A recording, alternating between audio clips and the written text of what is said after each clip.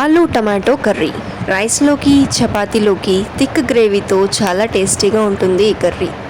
ముందుగా స్టవ్ మీద ప్యాన్ పెట్టుకొని నూనె వేడైన తర్వాత సన్నగా తరిగిన 2 మీడియం సైజ్ ఉల్లిపాయ ముక్కలు, సన్నగా తరిగిన పచ్చిమిర్చి వేసుకొని ఉల్లిపాయల్ని కాస్త వేగనివ్వాలి.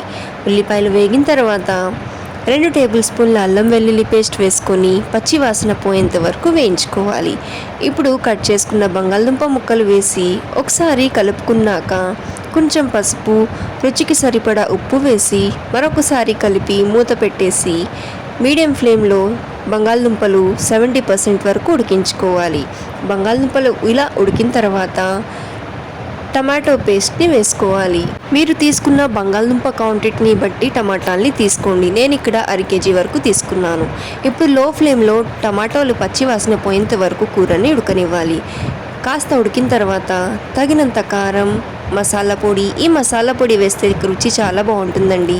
ఈ రెసిపీ కావాలనుకుంటే కింద ట్యాగ్ చేస్తాను, చూసేయండి. ఇప్పుడు గ్రేవీ కోసం కొన్ని నీళ్లు పోసుకొని లో ఫ్లేమ్లో నూనె మొత్తం పైకి తేలిన తర్వాత కొత్తిమీర వేసుకుంటే కూర అయితే రెడీ.